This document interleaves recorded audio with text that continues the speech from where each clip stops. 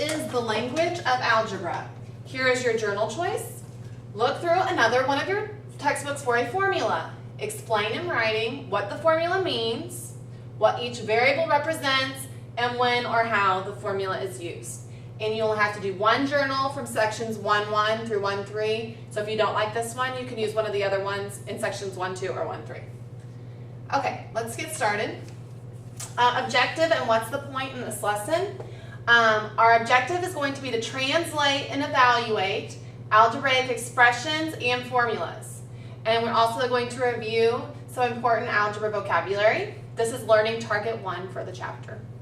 Okay, and the whole reason behind this is that you're going to use formulas all the time beyond the math classroom. Some examples I listed are science, business, cooking, sports, etc. There's a lot of real-world applications here, so it's definitely not a waste of your time. Okay, here are some words to know. These can all be found in your textbook in section 1.1. I just kind of broke it down a little bit, and we'll talk about these more as we go on. A variable is a symbol, usually a letter, which represents a number. You first saw variables in kindergarten. If you remember the problems that said 3 plus, and then would have a little box, equals 4. And you would have to figure out what went in this little box. Well, we all know 1. In this example, the variable is actually little box. How do we write it in real algebra? We would have wrote 3 plus x equals 4. The same thing, x equals 1 in this case. In this example, little box equals 1. It does not have to be a variable. Usually we do use variables. It's just a little easier to sort, but it does not have to be. Okay? Expressions. They are a combination of numbers, variables, and operations. There is no equal sign. A lot of times they'll say, evaluate the expression. You're not solving anything, you're just figuring out what that expression represents. So we could have 3x as an expression. It could be 4x minus 7 is an expression. You cannot solve this because it doesn't equal anything. But if I said x is 2, then all of a sudden you could evaluate it. But the big thing about expressions is there's no equal sign. A sentence could have an equal sign, and usually the sentences that you see in algebra do have equal signs, but it doesn't have to be. It will look just like this, except it will then have a verb. Here are your verb choices. Equal sign, less than, greater than, less than and equal to, greater than equal to. This one, I don't know if you can see it very well. It looks like an equal sign with a slash. I think we all know that means does not equal to. And little squiggly squiggles, that means approximately. When we're rounding, we sometimes use that one. Those are all your verb choices. So it's a sentence once you add the verb, just like in English. Okay? An equation is a special type of sentence, the one you see most often. And obviously it has an equal sign. Why do I say obviously? Because it has that root equa in there, meaning equal. A formula is a special equation, so it will definitely have a equal sign, where one variable is isolated.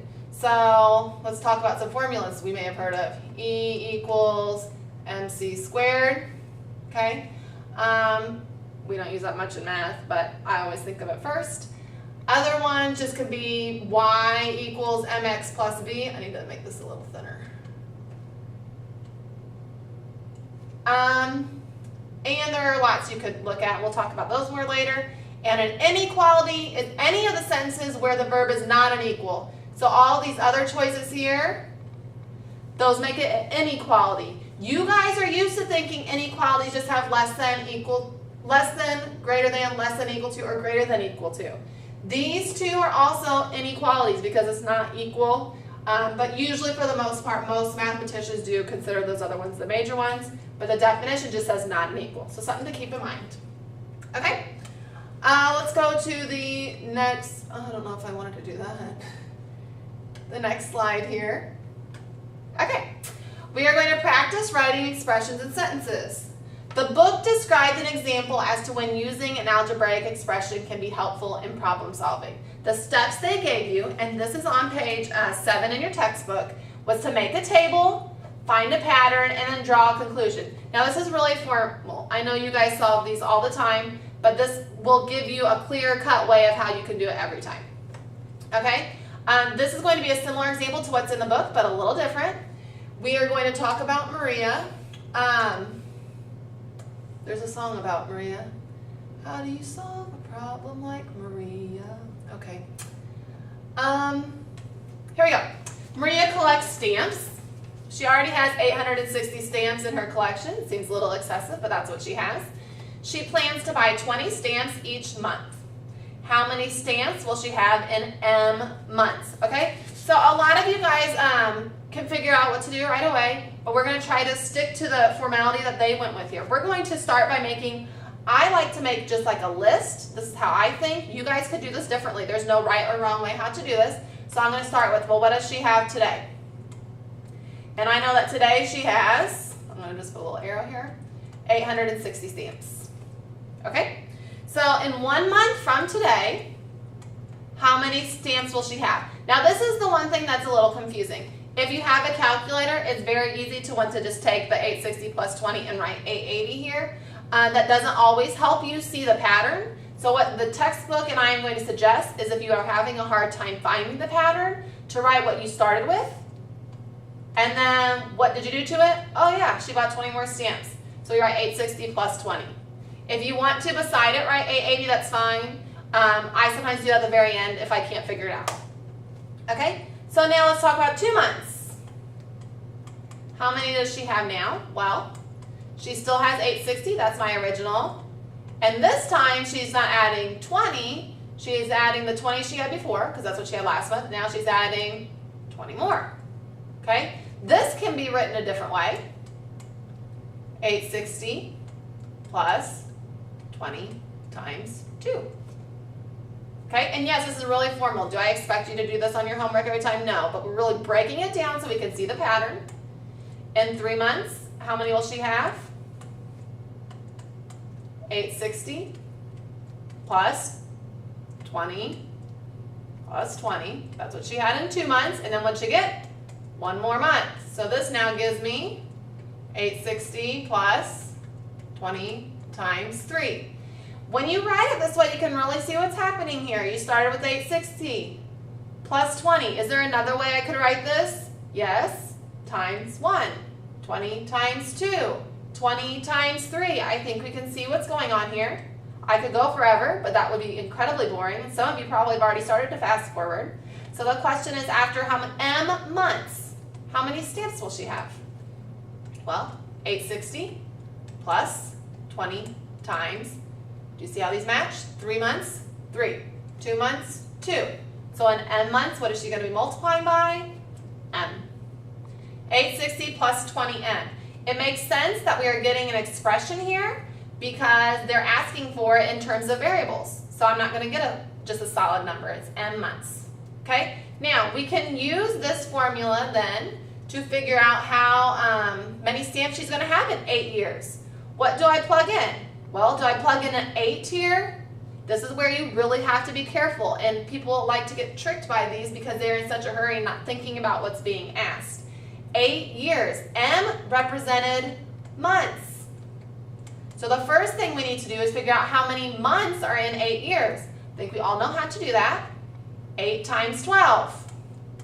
Okay, some of you know your multiplication facts. Super for you. They didn't make me memorize up to 12, so I'm going to go ahead and write this out. That's 16, 1, 96. So now I'm going to plug in 96 for M, and I'm going to figure out how many stamps she does have. So what do I have here? 860 plus 20 times 96. Okay? Remember your order of operations. Tell you to multiply first. I'm going to do 96 times 20 right up here. 96 times 20.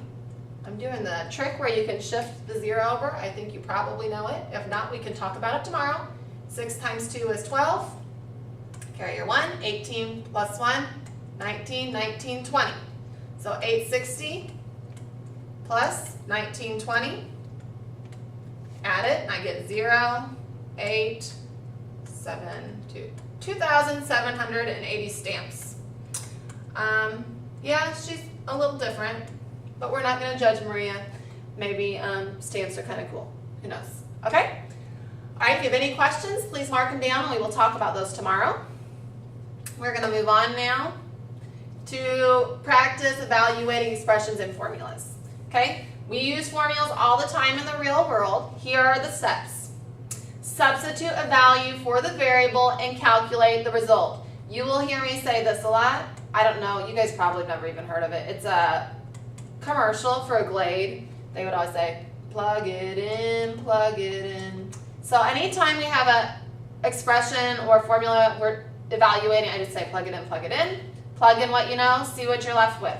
It is really important to remember the order of operations. Please excuse my dear Aunt Sally. This is the order you have to solve these things.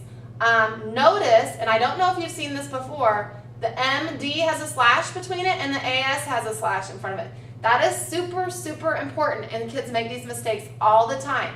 Multiplication and division happens as they occur left to right. You don't always multiply first. If division came to the left of multiplication, you would divide first. Same with addition and subtraction, because multiplication and division are technically the same thing, okay? And addition and subtraction are technically the same thing, because subtraction is just adding a negative. So these are really the same thing, multiplying and dividing and adding and subtracting. Some math teachers hate, please excuse my dear Aunt Sally, because we think it sets you up to be wrong. But I think as long as you are aware of it, that you'll be fine.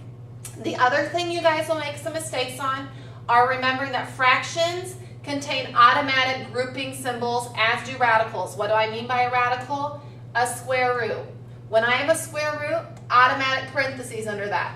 And you guys will see that on your graphing calculators. They will actually show up with the automatic parentheses. Now, on the other hand, fractions also do, and I don't know if all of you knew this, but you have to do the 2 plus 7 first. It's not 2 plus 7 divided by x. That will give you a totally different answer. Fractions have parentheses on top and bottom also. Okay? The last thing you need to know is radicals are actually considered exponents. I don't know if that's going to come up a whole lot tonight because we'll see that later next semester actually. But if you have any square roots, you're going to do it right after parentheses in the exponent spot. Okay? Those are some things to take note of. So let's go ahead and try an example. Find the value of this big expression. We say 2 times the quantity, 2 times the square root of the quantity, a squared minus c squared, plus c plus the square root of the quantity, b squared minus a squared plus c squared. Okay? When they give you things like this, a equals 5, b equals 6, and c equals 4, they're asking you to please plug it in. So we're going to go ahead and do that.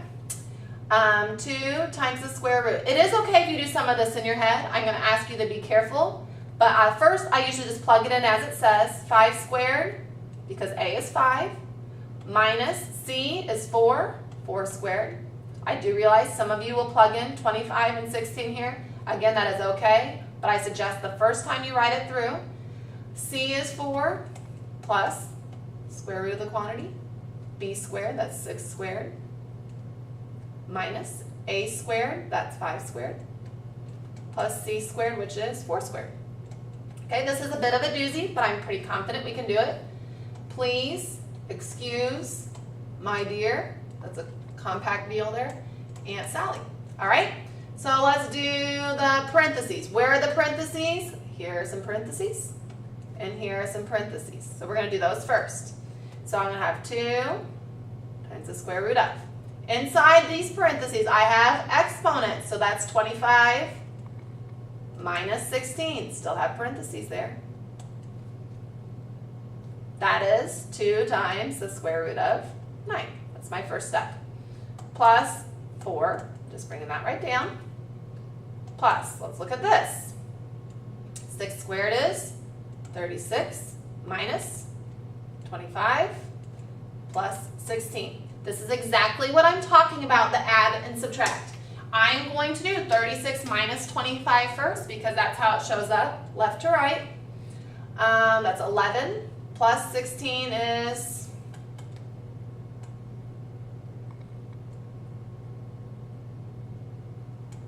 27. okay? The bad thing about videotapes is I can't check my own math. I'm going to have a calculator out when I do my next one. All right, so now I have, please excuse my dear Aunt Sally, parentheses are pretty much done. Exponents, like I said, the radicals are considered exponents. I'm going to do that first. 2 times the square root of 9 is 3. Plus 4 plus the square root of 27. Do you remember how to do this? You look at 27 in your perfect square list. 1 squared is 1, 2 squared is 4, 3 squared is 9, 4 squared is 16. We will do more of the second semester, so if you're panicked here, it will be okay, but you should have done a lot of this in geometry when you were using Pythagorean theorem. I can break down this 27 into the square root of 9 times 3. The square root of 9 is 3, so this is 3 root 3. I'm going to go up here now. 2 times 3 plus 4 plus 3 root 3. Okay, now parentheses are done. No exponents are left except the square root of 3, but you cannot simplify that. Multiply and divide. Here we go. 2 times 3 is 6 plus 4 plus 3 root 3.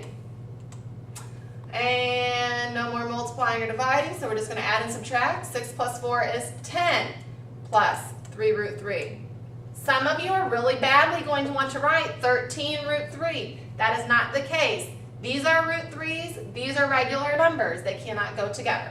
So I have 10 plus 3 root 3. If you had a little arithmetic mistake there, we will work out the kinks tomorrow, so don't worry about that. And the last thing, we are going to practice applying formulas and unit analysis, okay? And we are going to definitely look at some of these tomorrow. Example 3 in your textbook is on page 9, okay?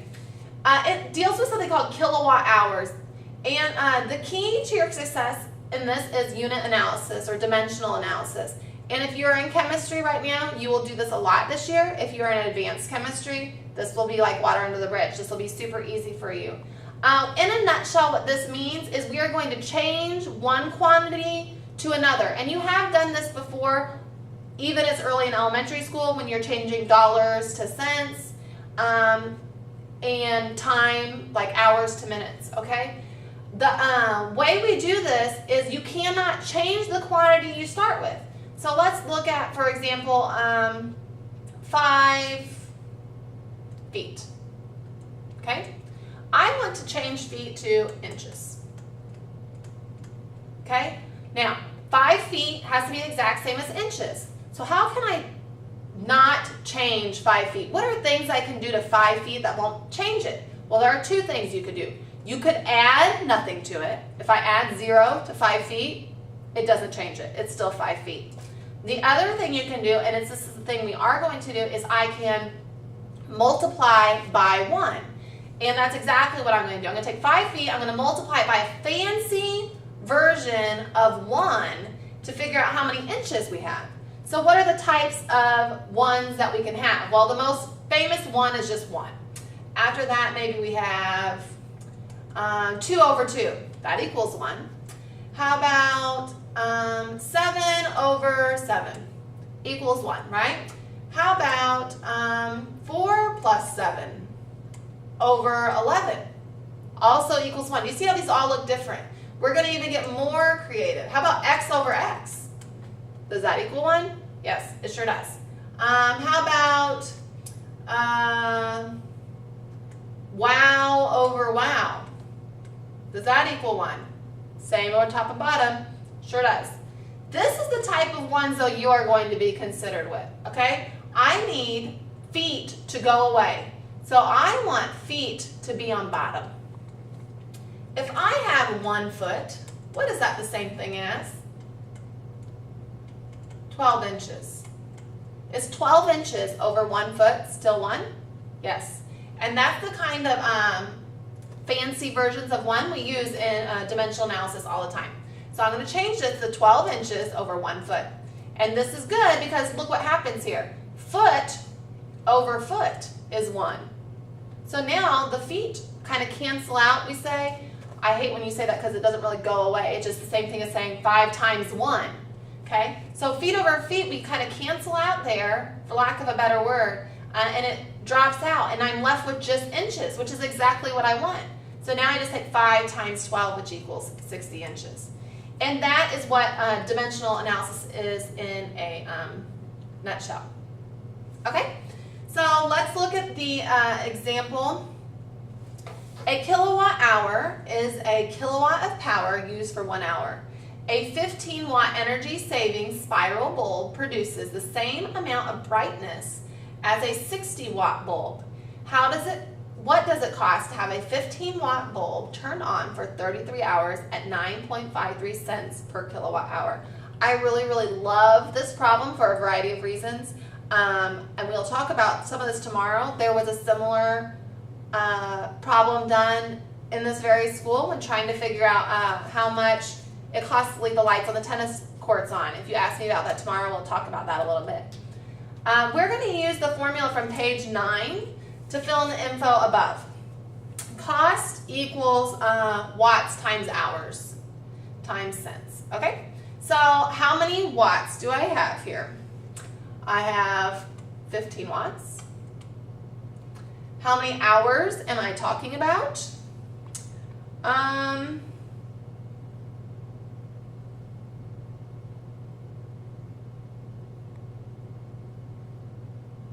There it is, 33 hours.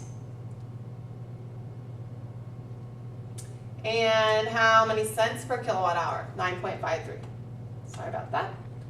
Okay. Now, we need to change watts to kilowatts so that everything will cancel, leaving us with cents, because we're interested in how much is this going to cost. Watts cannot cancel out with kilowatts. So the first thing I'm going to do is change 15 watts to kilowatts.